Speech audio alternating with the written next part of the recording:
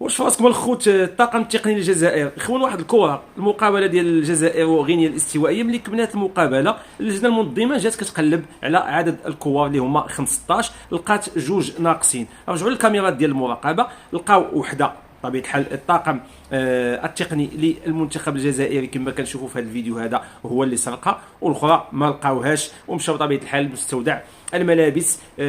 كيتسائلوا اولا كيسائلوا الطاقم التقني في الاول نكروا باللي هذا الشيء راه وقع لكن ملي ذكروهم باللي كاين راه مراقبه صارمه وكاين مراقبات من طرف كاميرات اللي هي دقيقه فما عليهم الا يجبدوا ديك الساعه الكره ويرجعوها لهم. واش هذا هو مستوى ديال واحد المنتخب اللي بطبيعه الحال كينافس على كاس افريقيا؟ هذا هو الاعلام الجزائري اللي كيحاول ما امكن انه يشوش على تنظيم المغرب لكاس افريقيا وكيختار بعض الاماكن اللي صور فيها فيديوهات ديالو اللي ما كتظهرش التنظيم ديال المغرب، بالعكس كيمشي فين كاين المزبله كيمشي للظلام الدامس كيحاول يعطي صوره مغلوطه على المغرب.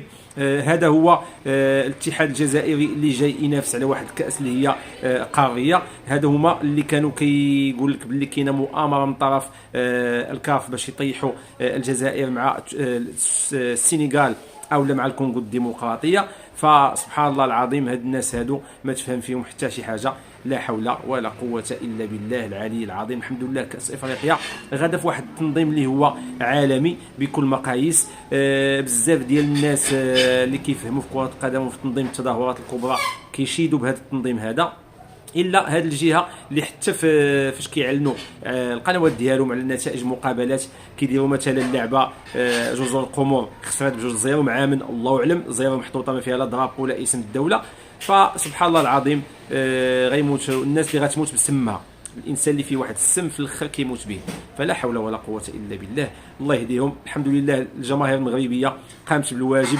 اي جزائري ربما كيتصادفوا معاه فكيحاولوا يرحبوا به، حسن المعامله الكرم والجود اللي في بعض المرات في هذه الحدود ديالو، لكن بعض الناس كتغمض. وكاين بعض الجزائريين اللي جاو و يعني شافوا معامله طيبه وملي تفارقوا مع الناس المغاربه او ربما حاولوا يسجلوا بعض الفيديوهات اللي ماشي تلهيه، وملي غيفوت كاس افريقيا مازال ربما نشوفوا امور اللي هي كثيره. لكن الانسان اللي مربي ومتخلق راه غيبقى في ذاك الصوره اللي شفتيه عليها، والانسان اللي عنده شي نيه مبيته فبطبيعه الحال غتبان الحقيقه ديالو بعد نهايه الكان.